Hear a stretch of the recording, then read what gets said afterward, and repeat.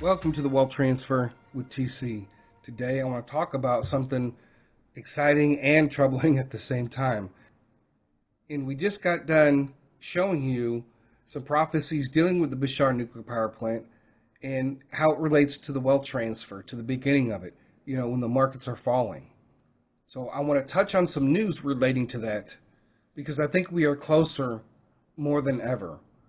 People should be in position because this is almost like a wake-up call saying, hey, this is it. We are in the last mile of this race. And when this race is over, we have a new one to start. Because the end of the race, the way that I look at things, is really the Dinar revaluation. Right? Then a new race begins. Now, first of all, before I get started, I'm not a financial advisor. I'm just sharing information, giving my thoughts and my opinions on that information. If you guys like these videos that I make, the support links are down below in the description and also the comment section. So today is June the 19th. The Dow is at 42,171. It was down only 44 points today. The rest of the markets remained pretty stable today. Not a lot of movement. And Bitcoin is sitting at 104,700. Now, folks, I know things seem really rocky, and it seems like we could be going one way or we could be going the other. And that's why I just take things day by day. And that's why we just try to put ourselves in a position, prepares us for both situations or various outcomes. And I recently talked about Bitcoin hitting the 109 and 111,000, how it just bounced back and forth and just kind of stayed either on 109 or 111 for that amount of time and then kind of bouncing back and forth. That was the first sign. And ETN reaching above $1 is the second sign of that. So I have a belief that this is going to happen before any type of Bitcoin crash, that we're going to be able to experience, some of the bull run before the markets do crash. Now, that's kind of hard to say with everything that's going on with Israel, and it seems like, war can break out at any time. It seems like we could be at the grave surrender where Iran is surrendering. You got to keep in mind, though, too, Kim Clement did say Syria, too, as well. So we don't see Syria involved in that at this moment. They could get involved later on, whatever the case. Now, Israel going to war with Iran won't last very long. We're talking about days to weeks before they surrender. And if the United States gets involved, it will be days. So at that part, with the grave surrender and the markets tanking around the same time or after that point as we're looking for that hit on the Bushehr nuclear power plant, at that point in time we're expecting the markets to fall, to crash. And by then, hopefully we will have experienced the bull run in the stock and the cryptos. I believe that if ETN is going to be above $1, I just have to go with that and roll with that. I mean, that's why I'm doing what I'm doing. That's why I'm here. That's why I'm making these videos. No one has to follow what I'm doing at all whatsoever. Before we get into the main news, if you guys watch this video about the crucial prophecy fulfilling, right? This deals with Russia and Iran and China and a betrayal. And there's this prophecy from Kim Clement, February 27, 2010. China will endeavor to try and come and rise up against this land and against Israel with a pact that they wish to make with Iran. But there shall be a betrayal from Russia that shall make them angry, and they shall withdraw. Right? So obviously there's some type of pact or deal that they make, China, Iran, and Russia, and somehow there's a betrayal from Russia, and it causes the Chinese to kind of back away from some of their plans. We don't know what those plans were. It could be ranging from their own attack against Israel and attacking Taiwan and attacking the United States, and everybody attacks together with Russia. I have no idea. But then I shared with you guys this article about Iran being betrayed by Russia. And it says here from February 20th of this year, Tehran media warns of Moscow possible betrayal of Iran. So Russia was basically going to give up Iran for its gains in Ukraine. Putin was going to get what he wanted, and then he would just say, okay, Iran, you're on your own. So now these countries mistrust each other.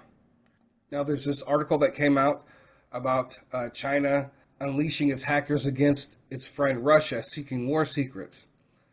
Since the war in Ukraine began, analysts have monitored a series of intrusions aimed at stealing information about weaponry and warfighting. So I believe that that prophecy has been fulfilled, and you're going to see more mistrust, and you're not going to see the full plans that they had, and maybe only some of those plans are going to be executed. Because who knows? They could have had a plan for all-out war with the United States. So recently I posted a video about 3 detailed prophecies about Iran's nuke site, signs of the crash, and wealth transfer. And we looked at some prophecies dealing with Foot Forward, Rachel Baxter, Jazzy from Z3 News, and incorporated what some of the things Kim Clement was talking about. Trump and the media has talking about a surrender concerning Iran. And this is pretty crazy that they're saying this, since Kim Clement said that there will be a grave surrender. And he's referring to Iran and Syria surrendering to Israel. Yes, the United States does play a role in that, but the prophetic is lining up with what is currently taking place right before this wealth transfer. And we just still continue to try to put the pieces together to fit into the puzzle. But this is why it is so important to make sure that you are listening to the most accurate prophetic people. And I believe that what we are seeing is going to happen. Now, with these 3 detailed prophecies, it mostly dealt with the Bushehr nuclear power plant, Israel striking the power plant, and then something being released into the atmosphere, into the air. People are killed, and so on, right? A lot of death and a lot of destruction. But it's also the sign of the wealth transfer. So what I'm getting to now is that for a brief moment, the entire world thought that Israel had actually attacked the Bushehr nuclear power plant. If that really did happen, how many of us would actually be in the position that we want to be before the markets crash? This article that came out today, Israel attacks Iran's only operating nuclear power plant. Israel has escalated its conflict with Iran by striking the Bushehr nuclear power plant, a move considered a significant escalation due to its proximity to Gulf neighbors and involvement of Russian technicians. Now, of course, this is a live nuclear power plant, and you should know that if something was to go wrong, where they hit the wrong spot, it could cause a lot of damage within the Middle East. And that's what some of those prophecies deal with. This article put out by the Arab Weekly, Qatar closely monitoring radiation as Israel hits Iranian nuclear installations. Then Israel came out and said that it was a mistake. It was a mistake to say that Israel struck the Bushehr nuclear site, says IDF official. The first thing is that it was not a mistake. I think, first of all, it was a fear tactic, not just for Iran, but maybe even for the world. Like, hey, we did do this, and we're willing to do this. But they also wanted to see how the world reacted to them striking the Bushehr nuclear power site. That is the prophecies that we're looking for to happen. Now, I say this because I know, there's going to be a lot of death, there's going to be a lot of destruction, and we do pray for the innocent in all this. This is not something that we should take lightly, that we're discussing these things, but also God is showing this to us for a reason, for those people who can and comprehend and understand and who are able, and then they can restore and try to bring justice. And Kim Clement talked about what we're supposed to do with the Iraqi dinar when we do get those funds. We're supposed to help the poor and the needy. Now, the other thing is, were you in position for this? Let's pretend for a moment that Israel did do this, and within days to less than 2 weeks, the markets was going to collapse. Were you ready? Were you in position? Did you have your low buy limit orders? Did you sell off your stocks? Did you get into certain maybe short ETFs? Did you place any shorts on any of the cryptocurrencies? Are you prepared for shortages with food and potential energy? Right? If you live in another country other than the U.S., you might need to prepare for that if your power goes out, right? And that you have food. You know, the price of oil could skyrocket 3-4 times the price of where it's at right now. Are you prepared for that?